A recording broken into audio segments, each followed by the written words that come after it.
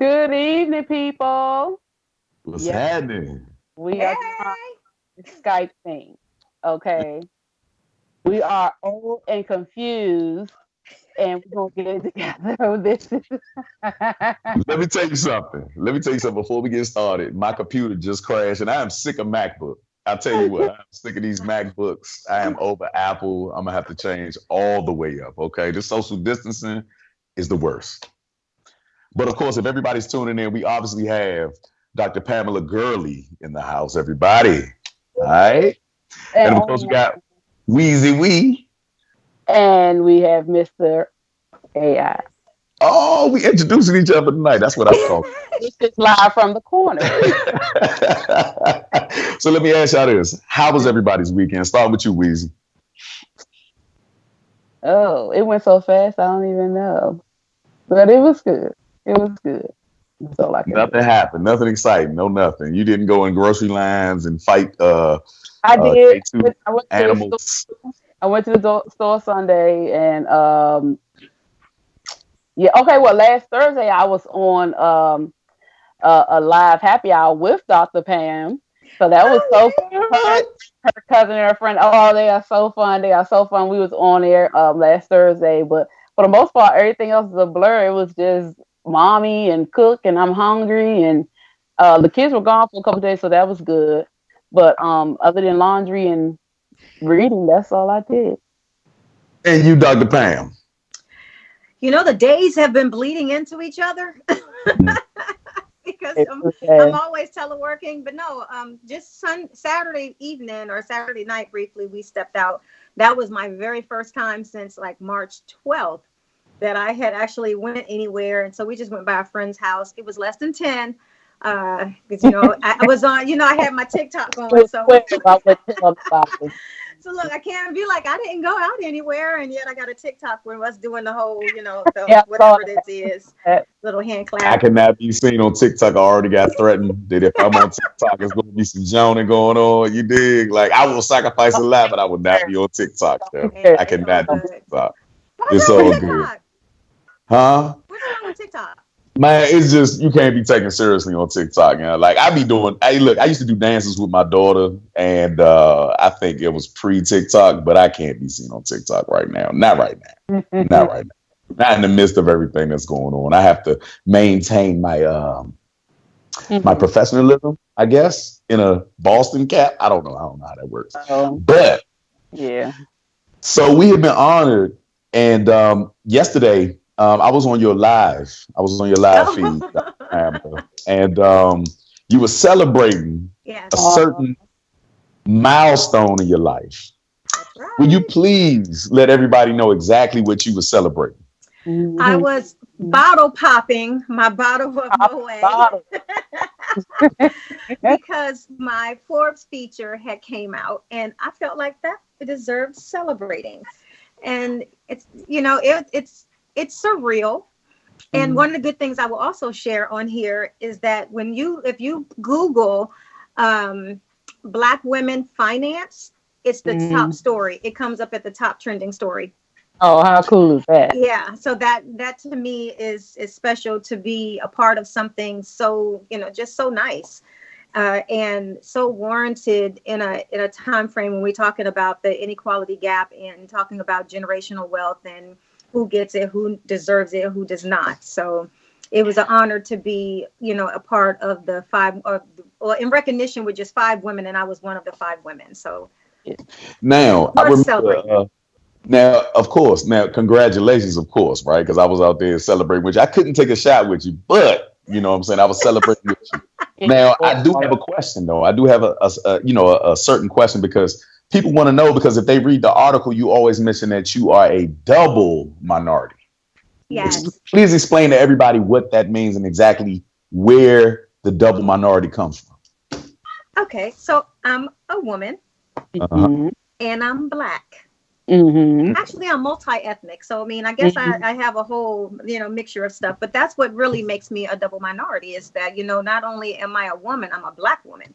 So I'm especially when you're talking about entrepreneurship and business and finance and all of these different areas of talking about generational wealth. there's this expectation, or this, I wouldn't even say it's a standard, because we are not even a standard. Mm-hmm. I mean, if we want to be direct, we are not even a standard, really. We've had to learn to establish some standards, but we still have a good long ways to go. Mm. Being women and being Black when it comes to generational wealth. Okay, so can you explain to the world, what do you mean by we are not a standard? So when we talk about standards, first of all, what do we really mean? There are certain standards that are set, but I mean, same standards that set stereotypes. It's like if something is happening, pretty much consistently, then it becomes a norm, or you set, and you can, from that norm, some standards are set. And so, I mean, it's the same way as if you're disciplining a child. These are my standards, but we, in terms of business and women who are entrepreneurs, and I think that was the main thing that the discussion was about, attaining generational wealth, or just attaining wealth and holding on to it and having it be sustainable. Systemically, Black people are not set up to win. Systemically, Black women are not set up to win. We are still, while we are taking, power moves forward, Mm-hmm. we are still not equal to our counterparts. So when we start talking about, wage gaps and inequality, I always think that they're talking about us. We're not a part of that standard. No, we will never be a part of that standard. And the thing is, we as Black women have more of space in that ladder, or space in that climb to the top than the Black men does. Oh yeah. Now let me ask you this. Hold on, because you just mentioned something that was key. It's not a climb to the top for Black men, because Black men systemically don't make the type of money when it comes to getting after they get a degree. We usually take harder working jobs, okay, which kills us all. So when it comes to that, you're not fighting Black men. You dig what I'm saying? If It goes that back makes sense. to systemic issues. And that's, you know what, and that was Have the a crazy little thing, bit because more I'm listening. advantage. Oh no, You said what we again? have more of an advantage than our Black men do. And even though we have to fight hard, no matter, even if they because there are a lot of successful I say white collar Black men, and there are a lot of successful blue collar Black, it just, there are a lot of successful Black men, but the fact is that we as Black women have it hard, but we can go further, a little bit further than they can, because they're like, they have the foot on the neck Mm. more so than we do. Okay, so Dr. Pam, how do you feel? What is, when it comes to being competitive, and when you say counterpart,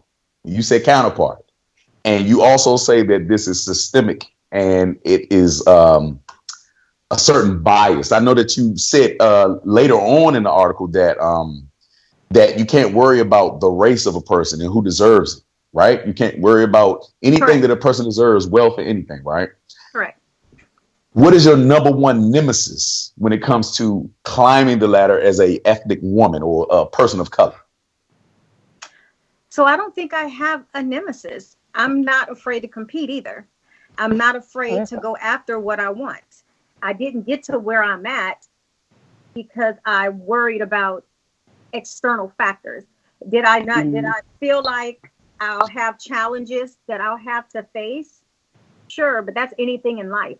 If you're in a relationship, there's going to be challenges. If you want it bad enough, you're going to overcome those challenges. And if you want to buy a car, you want to save for it. Those, saving for it might be a challenge.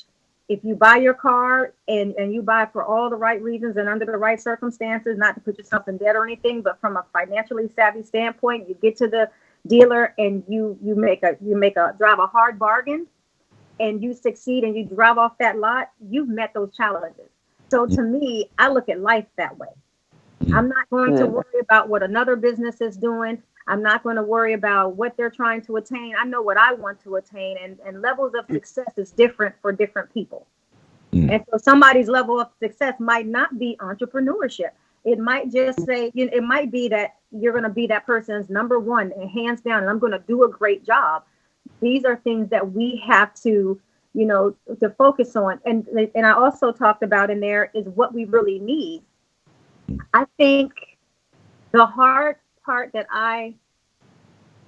thing I don't like is the negative connotations when dealing with Black businesses. Yeah. People have more negative things to say instead of going back to the person that they feel like did not provide good service. And say to them, I recognize that you are a business. I think you did this well, but I also think, you can develop here. Not on social media, putting them on blast, not yelping something negative. I mean, just really, sending an email, to that business, or, reaching into the DM or whatever, and having that conversation, because every small business is set up not to want to fail. But some people don't know how to do business, and anybody in business, it's always going to be trial and error. Always. You're going to always be learning something. Technology changes, opportunities changes, and there are things that happen that someone else can say, I believe in that brand, but the only way that they're going to do this is if they do it this way, because the way that they're doing it, I can't imagine they're making money because the service is awful, or if they just did it and opened up the market, or somebody had a like-minded idea. This is why in the article I put down there that careers don't have a race. Businesses don't have a race. Your mentoring doesn't have a race. The goal is to learn. So now, okay. So the goal is to learn, right? The goal is to learn for How do we? sustainability. Okay, for sustainability, the goal is to learn. How do we preach that? How do we preach that to young Black people that are coming out in the market that have a 4-year degree, that have been earning their way, and they feel like that they're being blocked because they don't have the experience per se? You talking about for a career? For a career, yeah. Or entrepreneurship, like anything. If they're getting blocked, anything that happens to them systemically, as or that, people look at it as if when they come out with a 4-year degree, right? You figure that statistically, the average Caucasian person is going to get a job prior to, or before any Black person. Okay. How are they supposed to look at this with their head up high and say, I can fight the powers that be? Because I also think it's where they're looking and where they're placing themselves. And I'm not saying that that's going to be for everybody, but if I go and I ask, let's say somebody who just graduated, what steps have they taken? What arenas are they putting themselves in so that they can succeed? I do. I mean, I'm a college professor. And so some people, and I do grad school now, but I didn't always. At first, my goal, and one of the things that I loved early on when I first had my master's, I taught, even though I could teach at a 4-year level, I wanted to be in a community college. Because I felt like at 28 years old, I was teaching college when I was 28. When I was 28 years old, I felt like I needed to set an example. So for people who are in 2-year, programs, that they can exceed a lot further, because some people don't see beyond that. And if you have someone who looks like them, because that's majority of us attend 2-year colleges. If me coming in, and oftentimes they thought I was one of the students, but once they realized that I was a professor, and you read the syllabus and my bio is on there, a lot of my students are now master degree people. And that speaks volumes on, because I chose not to just feel like I want to be at a university level. Now more so, and I got a doctorate because I wanted to teach and influence all academic levels. I didn't want to just, be a master, teach masters or teach undergrad, because at a master's you teach undergrad. I wanted to be able to teach grad school. I wanted to be able to be a part of somebody's doctoral academic career. And I have an opportunity to do that. And so I do that now. I still have a passion that I want to go back and teach at a community college. And eventually I will when my schedule slows down. But I do plan to be influential in that arena. But here again, if people graduate and come out of school, who are they around? Mm. Who are they hanging out with? I'm Mm. a firm believer at sometimes the people that are around you can grow you. You Mm. just have to decide, are you really willing to leave behind your friends who are stagnant? Now I'll tell you what, we got to take a quick break because I know Weezy got some questions. Yeah, I'm No, good. we're going to We touch on that ready? networking point, but we're going to take a quick break and we'll be right back, y'all. It's live from the corner, everybody.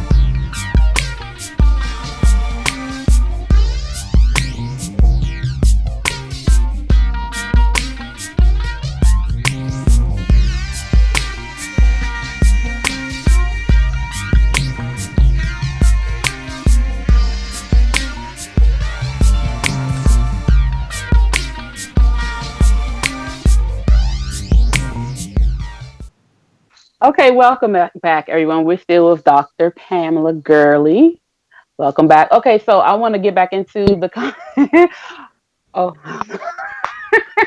let it men talk away, not too hard. Anyway,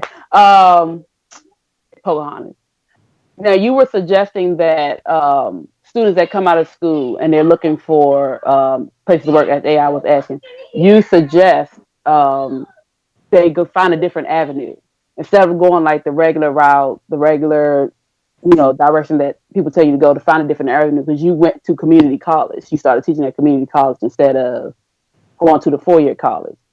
So you were suggesting they find a different avenue, which makes sense though. The reason why I say that is because everyone's coming out of school, everyone has their degrees, they're majoring in this, and that, blah, blah, blah, but they can never find a job or career in what they graduated for.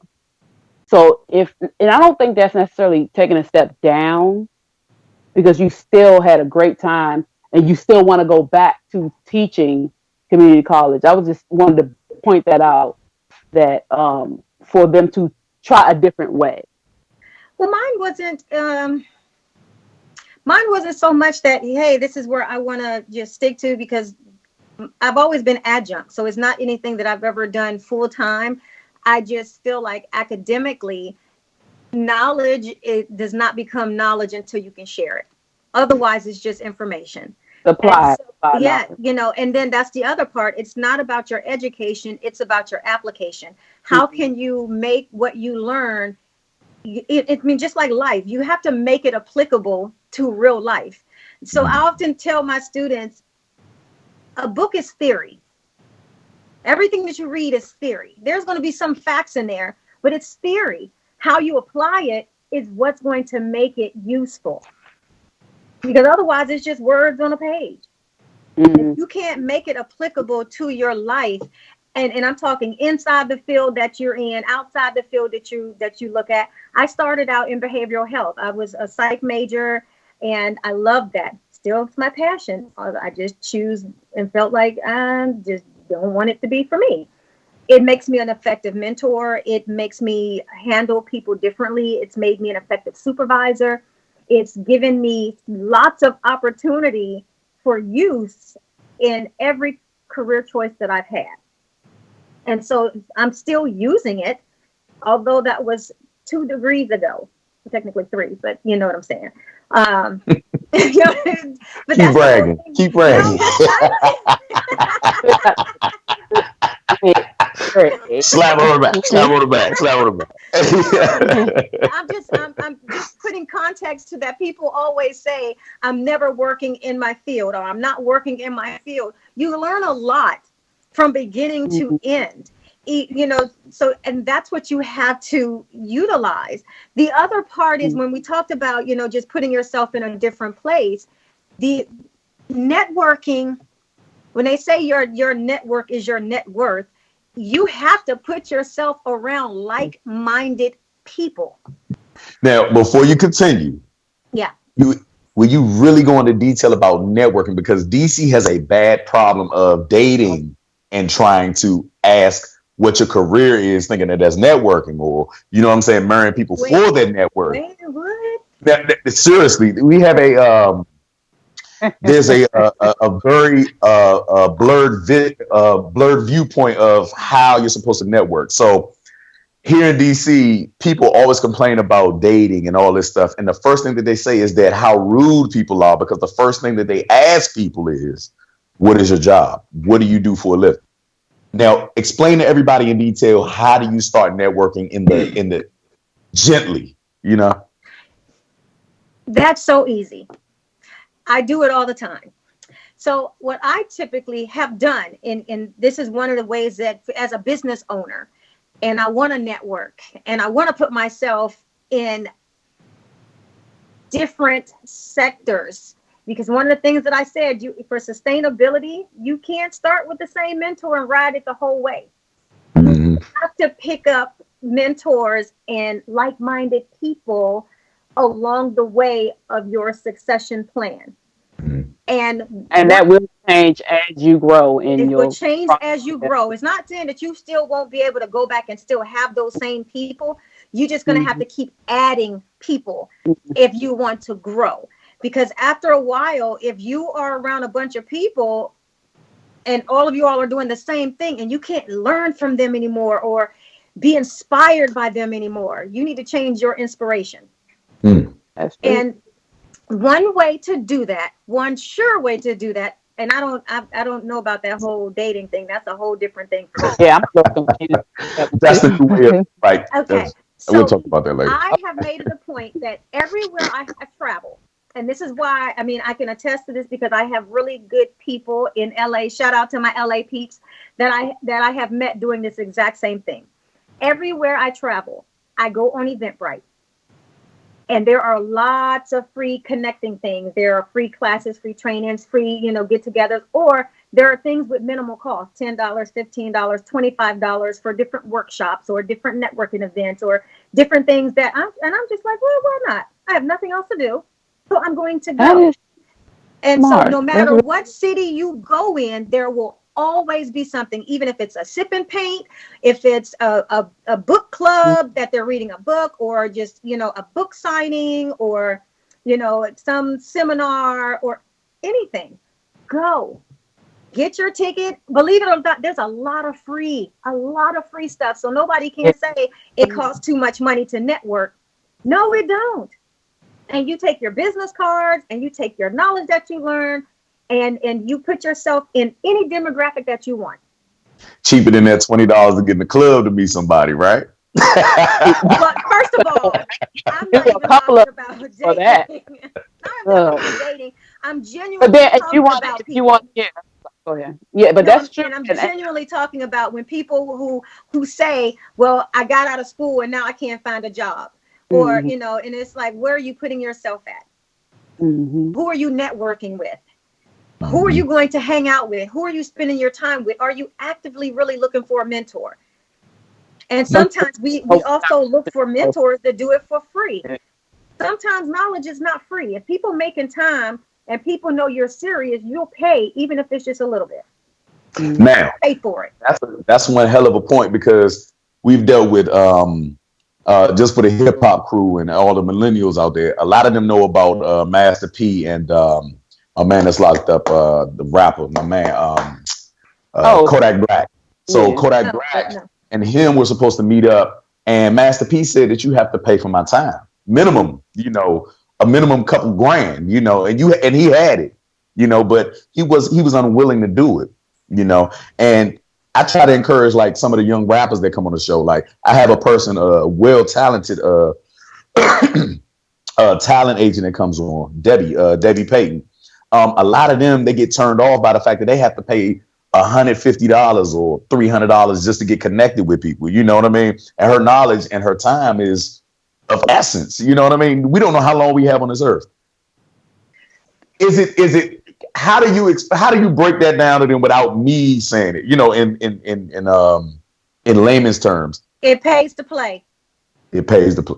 It Either God pays damn. to play. are You you broke it down in layman's terms before I could. Thank you. It Thank it you. pays pays to to play. play, or are you worth this little bit of money? What you're getting is way worth more than what you're paying. Your And return what on Mm. you're gonna investment. have, Yeah. yeah, the investment is going to be way more than what you're putting in at this moment. It's worth it. Are you worth what you're trying to put into yourself? Yeah. Mm. I Mm. mean, but like you said, it pays to play. Pays to play. And I will tell you, do you know how much time, this is why somebody like Master P is saying, or anybody is saying, if you want my time, you're going to have to pay me. He's giving up something in order to make time for this. And this person, if you pay me 1,000, I know you're serious, And because my Percy is because my worth it. connection is going to get you a lot further. So your return on investment over $1,000, you're going to turn and might make 20 grand off of spending 1,000, because you're networking with the right person who's going to plug you where you need to be. So And it then you pays invest. to play. Yep. And when you invest your money, they know that you're serious. They are. That's pretty much networking on And the they can higher. give it some time. That's Yeah. on the higher level. Yeah, that's on the higher level. The thing too, But if you that's put on your a money lower into level it, you're too. not going to play with it. Yeah, but that's on a If you lower put level your money too. in, you're not going to play. That's true too. But either way, you like you said, you can take it more seriously if you put out your own pocket. Sometimes you can get things for free, and you do not take it to the most advantage. You don't do what you're supposed to do because you feel like, oh, it's whatever. But if you Yeah. take something from yourself that you had to work for to give it to somebody, you're going to try to get as much out of it as you can. So yeah, it's important. Are you Hey, really investing yourself? Dr. Pam, I think everybody out there wants to know, is that moonshine or water? Because you This drinking that is thing out of a water. Uh-uh. That's That's that water. liquor. That's that bad firm liquor. There's water. I have wine over You got, there. hey, listen, you got Relax. everybody out there wondering, like, is she on moonshine or what? What is that? No, this is why. You know what? what it is. I love a good mason jar. And Everybody. normally I'm putting, I cook with it, or no, like I put food in it or drinks or my teas, and because I make my own like immunity boost teas, and I'll Mhm. pour them in there and let them sit, and I'll just pull them from the refrigerator. And so I just washed one out and I just put water in it. So that's another thing. Speaking of immunity and everything, because you were talking about that before I exited the live that you had. When it comes to COVID-19, right? We have an article where the Cheesecake Factory sent out a letter Mm. saying that they won't be able to pay the mortgage. Okay, so if a big business like that is suffering or a small business is suffering, how do we keep the economy going? How do we keep the same spirit, that same entrepreneurial spirit, while everything is going on right now? And there's the letter up in the corner, everybody. If you can see it at home, it's right there, stating that they might not be able to. How do we keep that going financially with that spirit? You know what?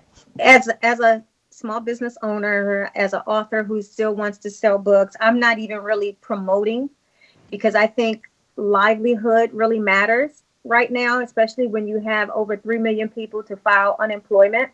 Mm-hmm. So my focus is not, as a small business owner for myself, my focus is not on promoting for people to spend money right now. I think Mm. what I'm really promoting is trying to keep people positive and in positive space. What would I say to a small business owner, and that's their livelihood? This is where having enough of a savings to be able to afford overhead. I mean, and I'll give a good example is that there are a lot of contracting companies, that rely on the government. And Mm-hmm. even they are having to downsize because of, cutbacks and people not being able to go to work, and things with the government contracts are a little bit quirky and different. But even they have to be able to have enough overhead to stay afloat to pay people. And when they can't, the result is letting people go temporarily. Does that hurt our economy? It certainly does. Is it something that we can do about it right now? Unfortunately not. We have to understand what's more valuable: getting to a place where we are all healthy and we stop dying, and where we can start going back outside again. And to me, if it means I'm gonna have to sit my ass at home for a little while, I'm just gonna have to do it. I myself, I'm blessed, I knock on wood, that I still work full time. Does it make me tired? It certainly does. Would I love to just be able to work for myself 100%?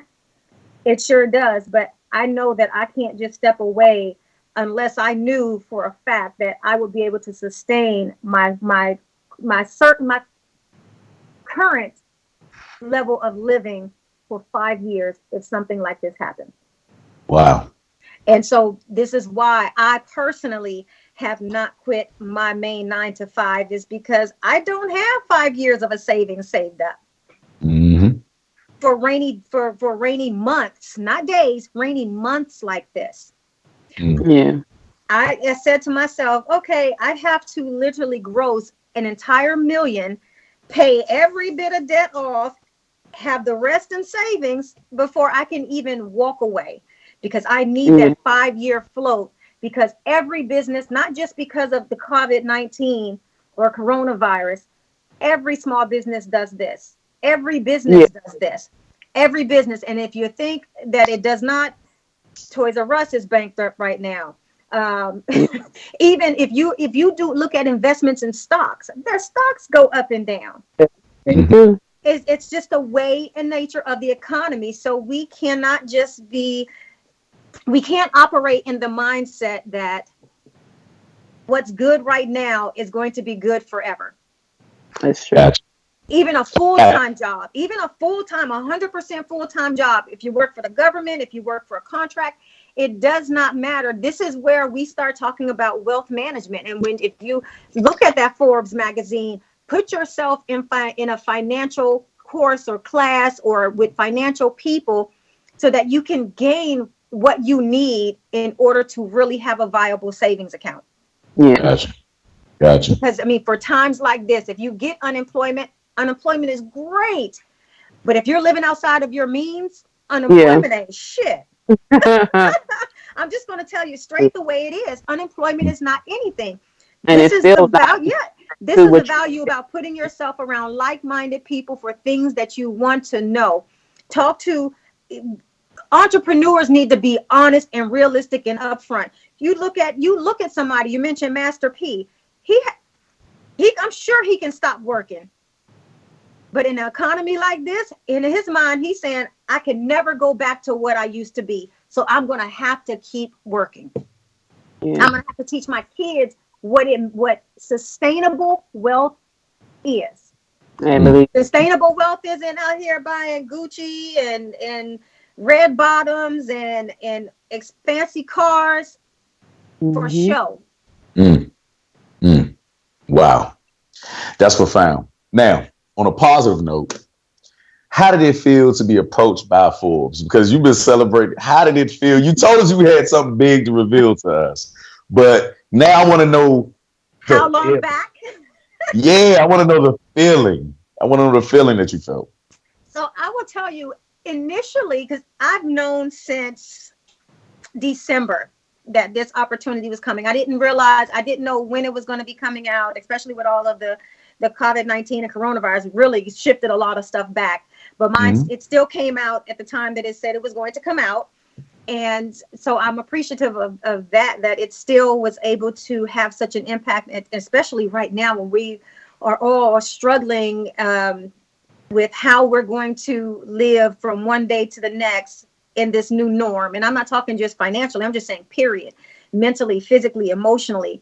Um, so when the opportunity came and then the interview happened and all of this, it's a surreal moment until you see it come out.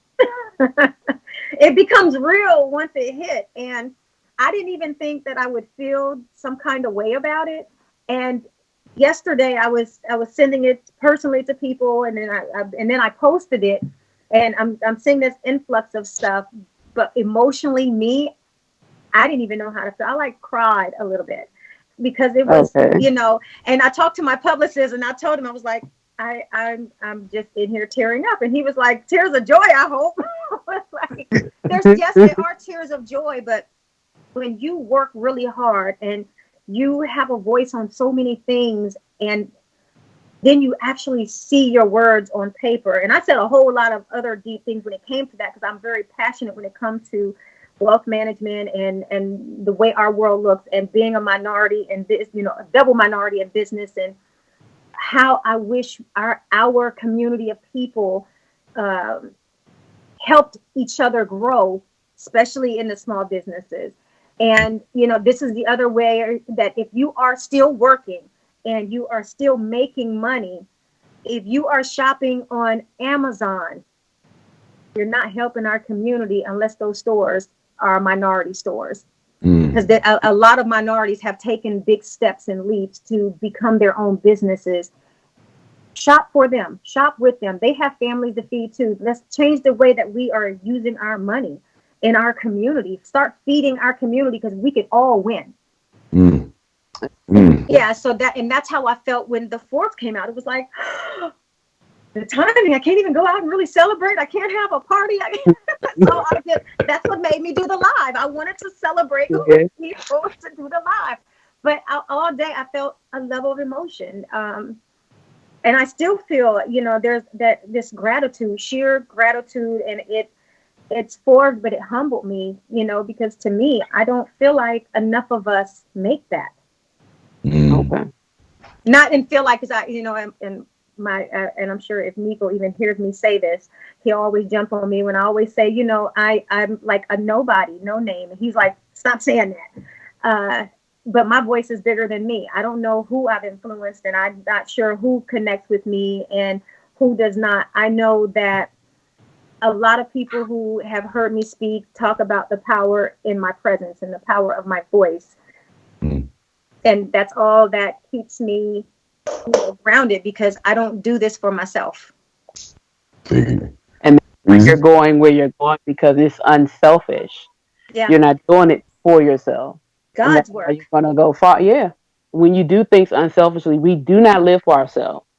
So because you're not doing it for Pam, you're doing it to help other people, you're going to continue to move forward and do good things. It's cool. Yeah. Well, I'm honestly proud of both of you ladies. If everybody knows anything about Wheezy, she has been an inspiration to a bunch of people, along with Dr. Pamela. Um, we do have to close out, everybody. So, Dr. Pam, please, everybody, let everybody know your social media tags and everything. So I am on Facebook, Instagram, Twitter, YouTube, and now TikTok. All at I am Dr. P Gurley. IAMDRPGURLEY. I will tell you, my Instagram is where I've spent the most time. I'm Yeah. still learning this whole TikTok thing. What are you? Why? Why are I you on know, TikTok? Why are you on I know. TikTok? It's fun though. It's fun. So, but my Instagram, it's a public page. You could just, come hang out. You hear inspirational things. I promote my book on there. I live my unapologetic truth. And what Mm. you see is what you get. You can be very moved by certain things. Read my captions. I'm always putting some in-depth stuff in my captions. So, but yeah, so that's how you can reach me at I am Dr. P Gurley on all the platforms. And of course, Wheezy with your inspirational Blue Phoenix page.